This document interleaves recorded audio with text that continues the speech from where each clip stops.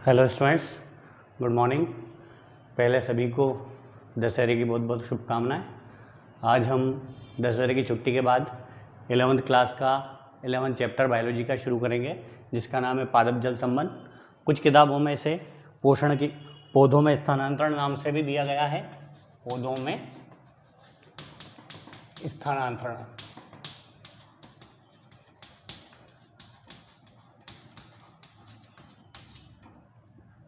Eleventh class का 11th chapter पादप जल संबंध, प्लांट वाटर रिलेशन। ठीक है, प्लांट वाटर रिलेशन। इसके अंदर हम प्लांट का वाटर के साथ क्या रिलेशन है उसके बारे में देखेंगे। तो पहले समझते हैं कि प्लांट वाटर रिलेशन क्या है। सभी पौधे क्या करते हैं, जमीन से जल का अवशोषण करते हैं और जल जमीन से होते हुए पौधों के विभिन्न भागों में चला जाता है। ठीक है, और जड़ों के माध्यम से जाता है। जड़ों के माध्यम से जब जल अवशोषित होता है और पौधों के विभिन्न भागों में जब जल पहुंच जाता है, तो विभिन्न भागों के अंदर जितनी भी जैविक क्रियाएं हो रही होती हैं वो सब किसके माध्यम से होती है, जल के माध्यम से ही होती है। और विभिन्न जैविक क्रियाएं, कुछ तो जैविक होती हैं क्रियाएं और कुछ भौतिक क्रियाएं होती हैं। तो विभिन्न जैविक और भौतिक क्रियाओं के कारण पौधों के बीच में और पानी के बीच में, मतलब लंबे समय तक पानी बना रहता है पौधों के अंदर, तो लंबे समय तक पानी के बने रहने के कारण पानी के बीच में और पौधों के बीच में एक संबंध स्थापित हो जाता है, एक रिलेशन बन जाता है। उस रिलेशन को ही क्या बोलते हैं, पादप जल संबंध। अब इस समय कौन कौन सी अंतरक्रियाएं होती हैं वो हमको देखना है और उन्हीं अंतरक्रियाओं को हम पढ़ेंगे यहाँ पर। विसरण, परासरण, अंतःचूषण। विसरण मतलब डिफ्यूजन, परासरण ऑस्मोसिस, अंतःचूषण इम्बिबिशन, जीवद्रव्य कुंचन प्लाज्मोलाइसिस, जल अवशोषण वाटर एब्जॉर्प्शन, है ना, जल अवशोषण,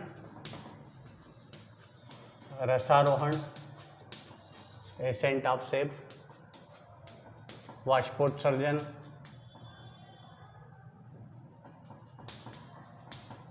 या उत्स्वेदन। ठीक है, रसारोहण, वाष्पोत्सर्जन, वाष्पीकरण, ये सभी क्रिया पादपों में होने वाली क्रियाएं हैं और इन सभी क्रियाओं के लिए अत्यंत आवश्यक है कौन, जल। तो जल और पादपों के बीच में बनने वाले रिलेशन को ही क्या बोलते हैं, प्लांट वाटर रिलेशन। हम इन सभी टॉपिक्स को एक एक करके देखते जाएंगे। ठीक है, सभी टॉपिक्स के अंदर दो तीन क्वेश्चन बनेंगे। तो पहले हम देख लेते हैं कि पादप के अंदर जल का महत्व है क्या क्या। शायद मैंने पिछले चैप्टर में जल के महत्व बता चुका हूँ जीवों के अंदर, पर यहाँ पर हम केवल पादपों की बात कर रहे हैं। तो पादपों में क्या क्या महत्व होगा वो देखते हैं, किसका, जल का महत्व। क्वेश्चन सबसे पहला ये बनेगा, पादप जल संबंध क्या है, पादपों में जल के महत्व को समझाइए।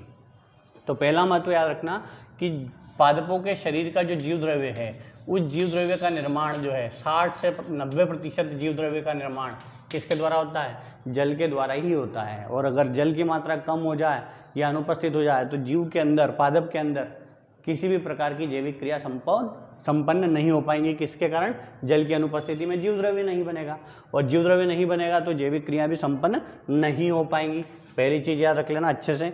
दूसरा जो है, जल के कारण ही पादपों की कोशिकाएं फूली हुई अवस्था में बनी रहती है, मतलब स्फीति दशा को बनाए रखने के लिए जल क्या है, अत्यंत ही आवश्यक है। जल की उपस्थिति में कोशिकाएं फूल जाती हैं, अनुपस्थिति में पिचक जाती हैं। फूलना मतलब होता है स्फीति दशा में आना और पिचकना मतलब होता है श्लथ दशा में आना।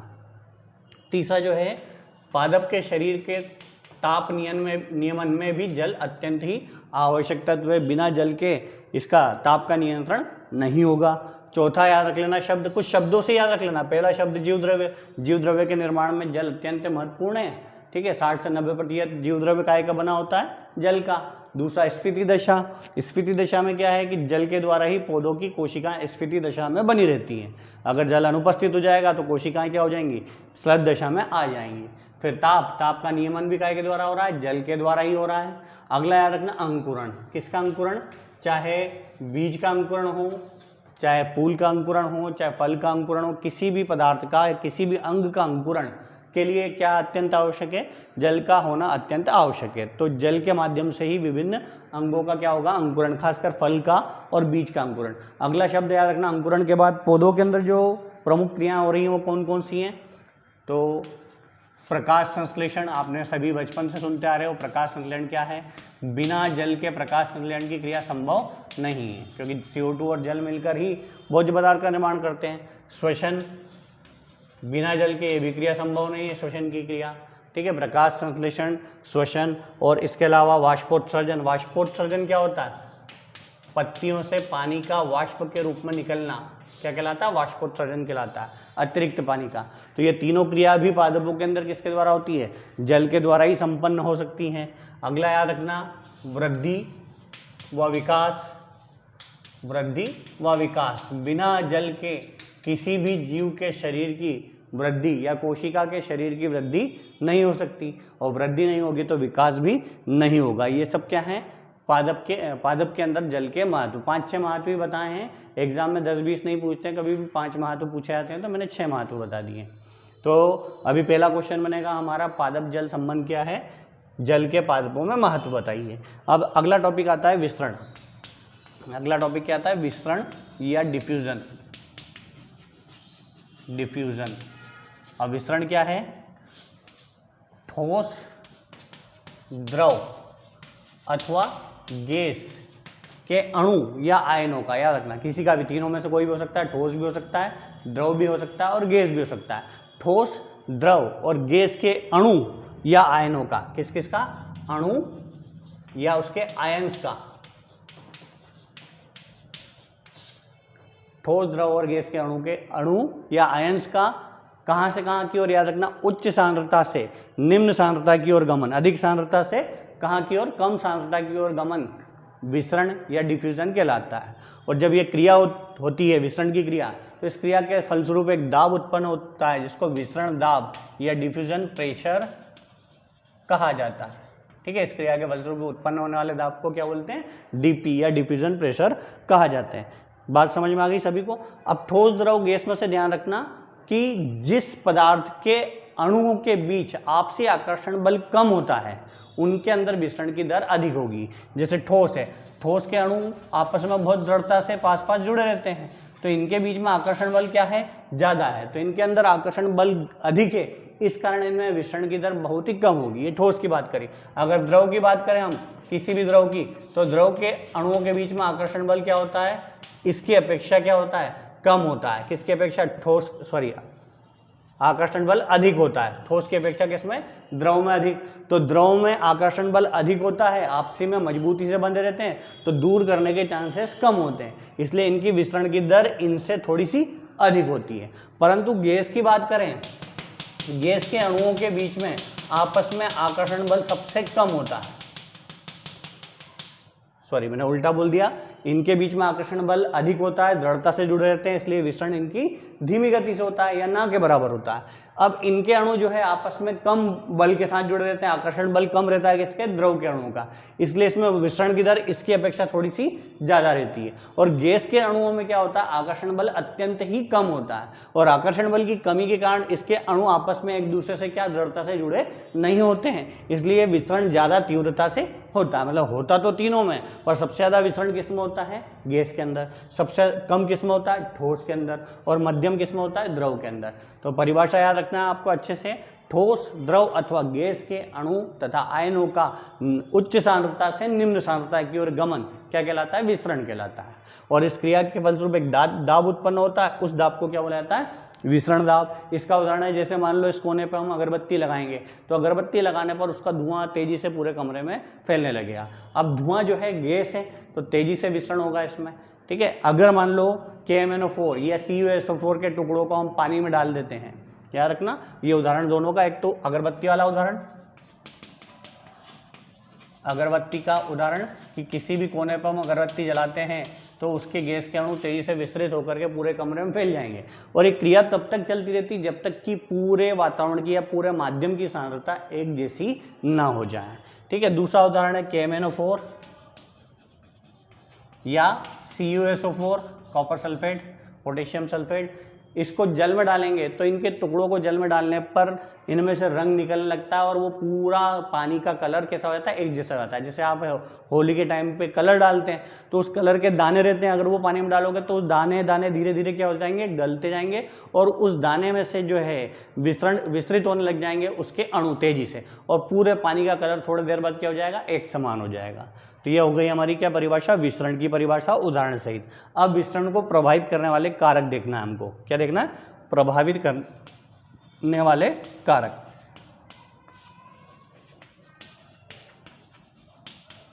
विस्तरण की क्रिया को प्रभावित करने वाले 4 कारक हैं जो कि आप अच्छे से याद रखेंगे। सबसे पहला कारक आता है पदार्थ का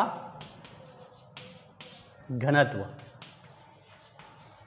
पदार्थ का घनत्व, जिस पदार्थ का घनत्व जितना कम होगा, घनत्व मतलब उनके बीच में आपसे आकर्षण बल कम होगा, तो अणु दूर दूर रहेंगे, और दूर रहेंगे तो आसानी से क्या हो जाएंगे, विस्तृत हो जाएंगे। तो पदार्थ का घनत्व, अगर पदार्थ का घनत्व कम होगा तो विस्तरण की दर अधिक होगी, और पदार्थ का घनत्व अधिक होगा तो विस्तरण की दर कम होगी। इसके लिए ग्राहम ने एक परिभाषा दी है, याद रखना, ग्राहम का विस्तरण का नियम।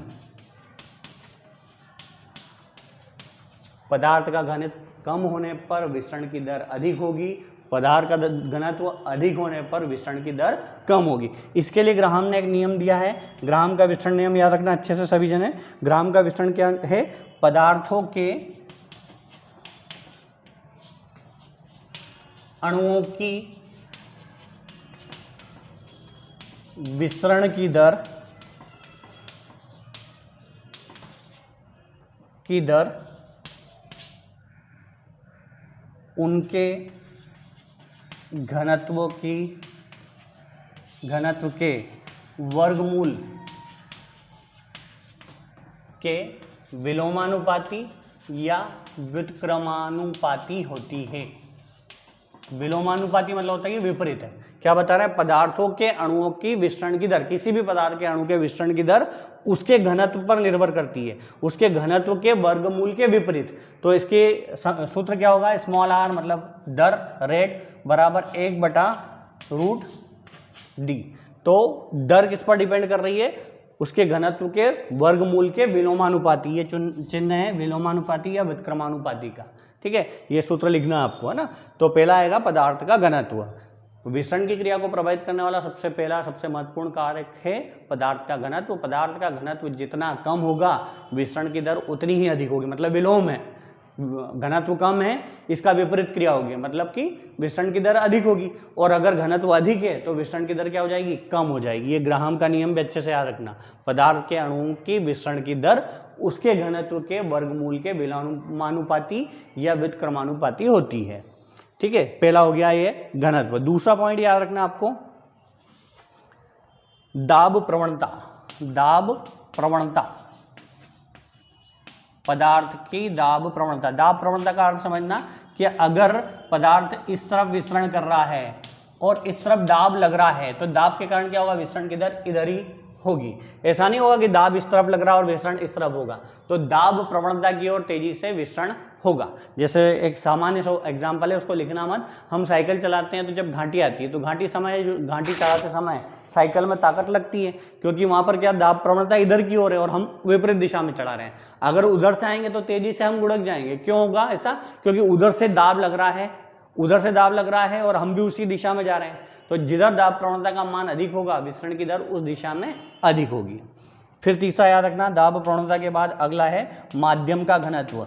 ठीक उसका उल्टा है, किसका उल्टा है, पदार्थ के घनत्व का। माध्यम का घनत्व, पदार्थ का घनत्व कम होगा विस्तरण की दर ज्यादा होगी। यहाँ पदार्थ का घनत्व अधिक होगा, माध्यम का घनत्व अगर अधिक होगा तो विस्तरण की दर भी अधिक होगी, ठीक है। यहाँ सीधा सीधा चलना है। माध्यम का घनत्व अगर अधिक हुआ तो विस्तरण की दर अधिक, और माध्यम का घनत्व कम हुआ तो विस्तरण की दर क्या हो जाएगी, कम हो जाएगी। उसके बाद अगला और आखिरी याद रखना आपको, चौथा पॉइंट याद रखना है तापक्रम। अगर किसी विस्तरण करने वाले पदार्थ का तापक्रम बढ़ा दिया जाए, मान लो ठोस के अणु विस्तरण कर रहे थे, इसमें ताप बढ़ा देंगे तो ताप बढ़ाने पर क्या होगा कि इसके अणु के बीच में जो आकर्षण बल है वो टूट जाएगा, और आकर्षण बल टूटने के कारण इसके अणु क्या हो जाएंगे, थोड़े से दूर हो जाएंगे। ये किसके कारण हुआ, ताप बढ़ने के कारण। और ताप बढ़ेगा और आकर्षण बल कम हो जाएगा तो अणु दूर दूर हो जाएंगे, और अणु दूर हो जाएगा तो विसरण की क्रिया तीव्र हो जाएगी। मतलब ताप में वृद्धि करने पर पदार्थों के विसरण की दर में क्या हो जाएगी, वृद्धि हो जाएगी। तो विसरण की क्रिया को प्रभावित करने वाले 4 प्रमुख कारक याद रखना। सबसे पहला कारक मैंने बताया है पदार्थ का घनत्व, दूसरा दाब प्रवणता, तीसरा माध्यम का घनत्व और चौथा तापक्रम। ठीक है, तो अभी हमारा पहला क्वेश्चन हुआ था पादप जल संबंध क्या है, जल के महत्व लिखिए पादपों में। दूसरा क्वेश्चन हुआ है विसरण क्या है, उदाहरण सहित और प्रभावित करने वाले कारक बताइए। साथ ही हम अगला क्वेश्चन देख लेते हैं, विसरण के महत्व बताइए। किसके महत्व देखना है हमको, विसरण के महत्व। पादपों के शरीर के अंदर विसरण का क्या महत्व, ये हमको ध्यान से देखना। सबसे पहला महत्व है इसी के द्वारा, विसरण की क्रिया के द्वारा ही विभिन्न प्रकार की गैसों का आदान प्रदान होता है। पादपों के अंदर गैसों का आदान प्रदान काय कौन सी क्रिया के द्वारा होता है, अच्छे से याद रख लेना। गैसों का आदान प्रदान काय के द्वारा होता है, विसरण की क्रिया के द्वारा ही होता है। दूसरा महत्व याद रखना कि पौधों के अंदर जब पानी अतिरिक्त मात्रा में हो जाता है तो वो पानी एक विशेष विधि, एक विशेष क्रिया के द्वारा पत्तियों से बाहर निकाल लिया जाता है। उस विशेष क्रिया या विधि को क्या बोलते हैं, वाष्पोत्सर्जन। तो वाष्पोत्सर्जन की क्रिया भी किस पर निर्भर करती है, विसरण पर। मतलब विसरण की क्रिया द्वारा ही कौन सी क्रिया प्रभावित होती है, वाष्पोत्सर्जन की क्रिया प्रभावित होती है। अगला तीसरा याद रखना अपने को, खाद्य पदार्थों का स्थानांतरण। पादप शरीर के अंदर या पादपों के अंदर जो खाद्य पदार्थ बनते हैं पत्तियों में, और पत्तियों से वो भोज्य पदार्थ या खाद्य पदार्थ तने या शाखाओं में या जड़ तक कौन सी क्रिया के द्वारा, विसरण की क्रिया के द्वारा ही स्थानांतरित होते हैं। अगला चौथा याद रखना, पादपों के अंदर जल का, खनिज लवण का और आयनों का स्थानांतरण, विभिन्न प्रकार के आयन्स, इन सभी का स्थानांतरण भी एक कोशिका से दूसरी कोशिका में या एक स्थान से दूसरे स्थान पर किसके द्वारा होता है, विसरण की क्रिया के द्वारा ही होता है। पांचवा और आखिरी, परागण की क्रिया। परागण की क्रिया में भी जो है विसरण की क्रिया महत्वपूर्ण भूमिका निभाती है। पौधों के अंदर विशिष्ट प्रकार के एरोमेटिक हाइड्रोकार्बन्स पाए जाते हैं। एरोमेटिक मतलब खुशबूदार। उन हाइड्रोकार्बन्स के कारण कीट जो है आकर्षित होते हैं फलों का रस चूसने के लिए, फूलों का रस चूसने के लिए, और अपने साथ में वो परागकण लाते हैं।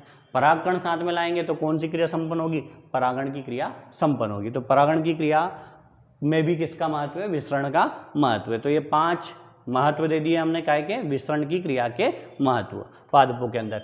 अब दूसरा आता है, अभी विसरण हो गया हमारा टॉपिक 1, अब दूसरा देखेंगे हम क्या, विसरण कंप्लीट। अब सेकंड नंबर है परासरण का।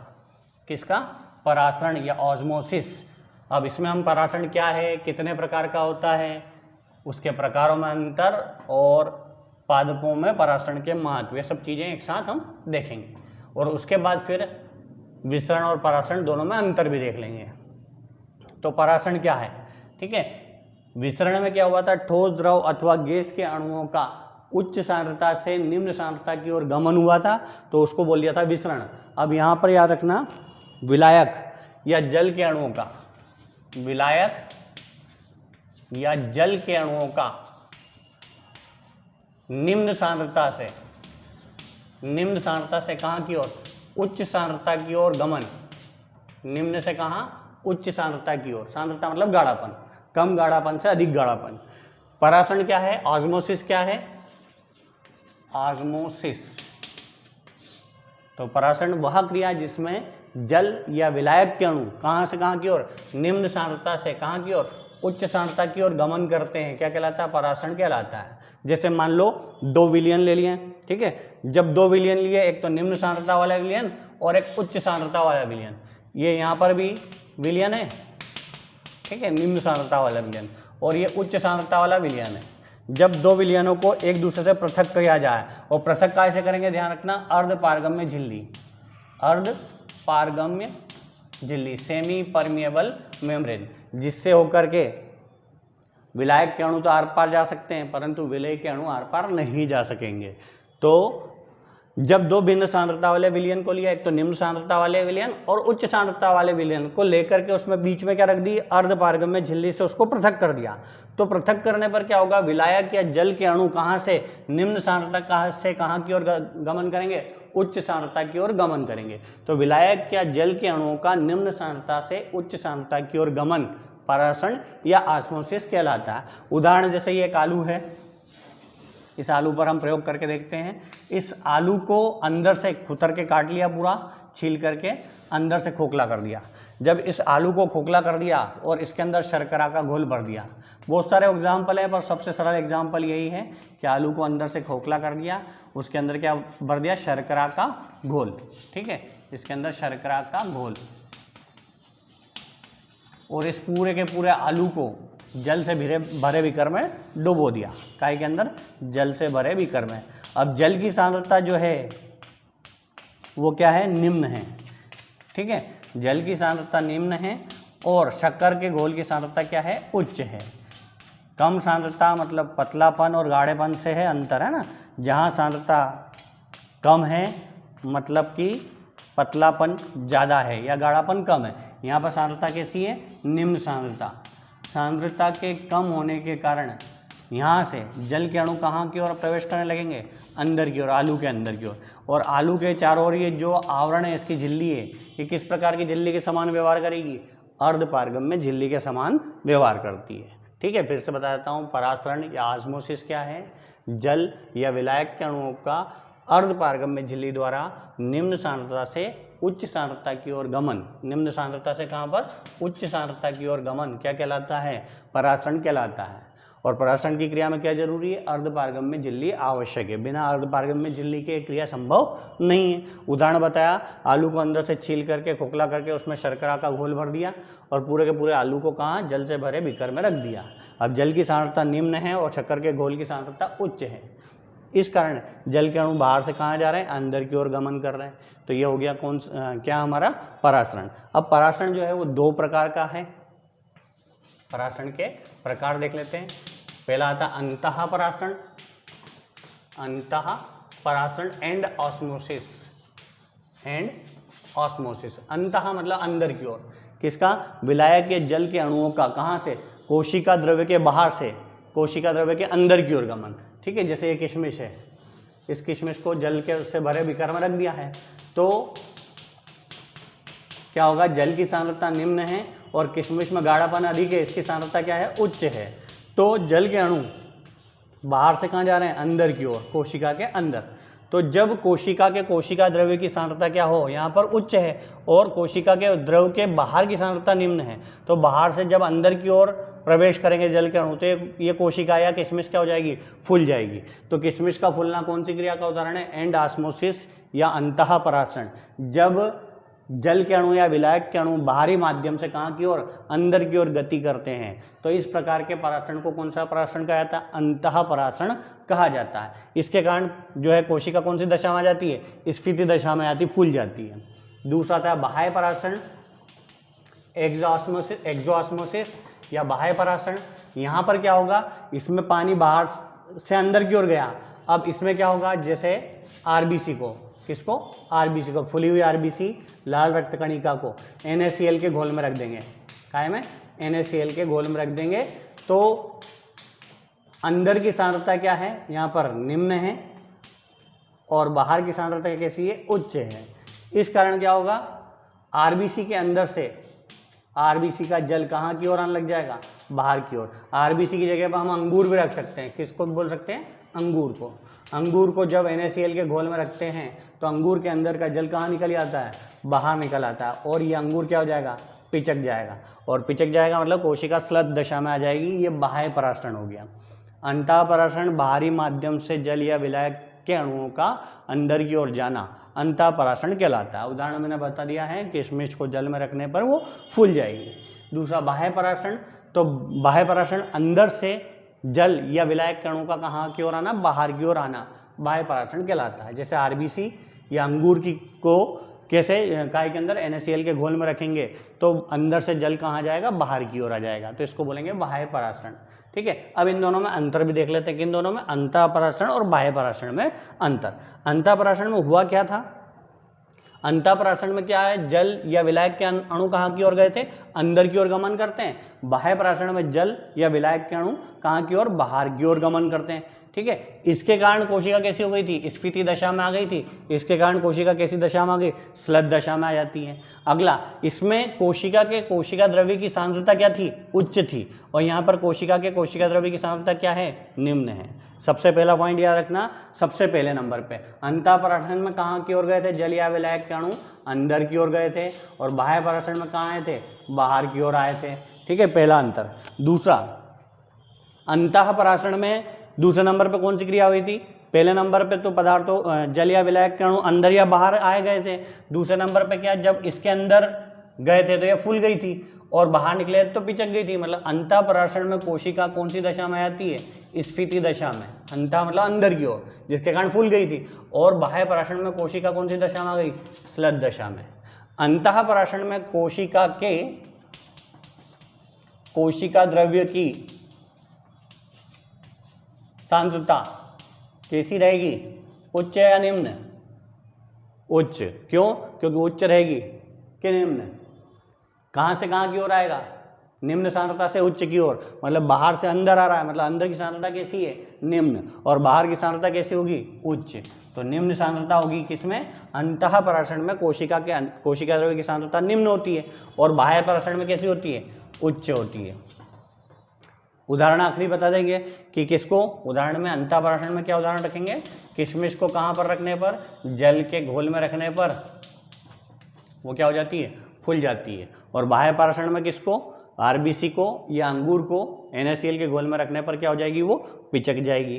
तो ये हो गया हमारा पराशरण के प्रकार दोनों, और उसमें अंतर भी बता दिया है। अब साथ ही साथ हम इसके क्या भी देखते चलते हैं, महत्व भी देख लेते हैं। किसके, पराशरण की क्रिया के महत्व पादपों के अंदर। सबसे पहला महत्व है जल अवशोषण। शब्दों को याद रखते चलना, बाकी जो मैं बोल रहा हूँ वो लिखना है ऐसा कैसे ही। जल अवशोषण, जमीन के अंदर से पौधे जल का अवशोषण करते हैं, किसके द्वारा, जड़ों के द्वारा। और जड़ों में पाए जाते हैं एक कोशिकीय मूल रोम। वो मूल रोम कौन सी क्रिया के द्वारा ही, पराशरण की क्रिया के द्वारा ही बाहर से जल को अवशोषित करके पादपों के अंदर ले जाते हैं। मतलब जल कहाँ से कहाँ आ रहा है, मूल रोम के अंदर की सांद्रता कैसी है, उच्च है, और मूल रोम के बाहर की सांद्रता कैसी है, निम्न है। तो निम्न सांद्रता से जल के अणु कहाँ जाएंगे, उच्च सांद्रता की ओर। पहला क्या हो गया महत्व, जल अवशोषण। दूसरा, जल अवशोषण के बाद एक कोशिका से दूसरी कोशिका में जल का स्थानांतरण भी कौन सी क्रिया के द्वारा होता है, पराशरण के द्वारा ही। एक कोशिका ये, एक कोशिका ये, एक कोशिका ये। यहाँ पर जल की सांद्रता निम्न होगी तो जल कहाँ जाएगा, उच्च सांद्रता। यहाँ निम्न और यहाँ उच्च है तो यहाँ, फिर यहाँ से यहाँ। हर कोशिका में जल का स्थानांतरण कहाँ से कहाँ की ओर होगा, निम्न से उच्च की ओर। मतलब जल का स्थानांतरण भी किसके द्वारा हो रहा है, पादप की कोशिका के अंदर जल स्थानांतरण पराशरण की क्रिया के द्वारा ही होता है। अगला, तीसरा और अगला, स्टोमेटा का खुलना और बंद होना। अब स्टोमेटा क्या है, पत्ती की सतह पर पाए जाने वाले सूक्ष्म छिद्र। आपने 10वीं में सुना है इनके बारे में। इन छिद्रों को क्या बोला जाता है, स्टोमेटा। इनका खुलना और बंद होना किस पर निर्भर करता है, जल की मात्रा पर। दिन के समय क्या होगा कि रक्षक कोशिका के अंदर जल भर जाता है। जल भर जाएगा तो अंदर कौन सी क्रिया होगी, प्रकाश संश्लेषण, और भोजन बनेगा, जिसके कारण कोशिका फूल जाएगी और स्टोमेटा खुल जाएंगे। मतलब पानी पर्याप्त मात्रा में मौजूद है तो प्रकाश संश्लेषण हुआ और कोशिका स्फीति दशा में आ गई और स्टोमेटा खुल गए। रात के समय इस पानी का उपयोग नहीं होगा तो जल जो है बाहर निकल जाएगा, और बाहर निकल जाएगा तो स्टोमेटा पिचक जाएंगे। तो स्टोमेटा का खुलना और बंद होना ये भी निर्भर कर रहा है किसके ऊपर, पराशरण की क्रिया के ऊपर। अगला, अंतःपराशरण के कारण मैंने अभी बताया था कोशिका कौन सी दशा में आती है, स्फीति दशा में। जब पानी अंदर जाएगा पादप शरीर के अंदर तो उसकी कोशिकाएं फूल करके कैसी दशा में आ जाएगी, स्फीति दशा में आ जाएंगी, टर्जिट हो जाएंगे, मतलब फूल जाएंगे। ठीक है, स्फीति दशा में आ जाएंगे। अगला याद रखना, छठा, जीव द्रव्य कुंचन, प्लाज्मोलाइसिस। इस टॉपिक को हमको पूरा पढ़ना है और इम्पोर्टेंट टॉपिक है जीव द्रव्य कुंचन, क्या इसका महत्व। तो पराशरण की क्रिया के कारण ही कौन सी क्रिया होती है, जीव द्रव्य कुंचन की क्रिया होती है। किसके कारण, बाह्य पराशरण। बाह्य पराशरण के कारण क्या होता है, अंदर की कोशिका का कोशिका द्रव्य कहाँ निकल जाएगा, बाहर, जिससे कोशिका कुंचित हो जाएगी। उसके जीव द्रव्य का सिकुड़ना जीव द्रव्य कुंचन कहला रहा है। ये भी किस पर निर्भर करता है, पराशरण पर। और आखिरी आता है विभिन्न प्रकार की गतियाँ।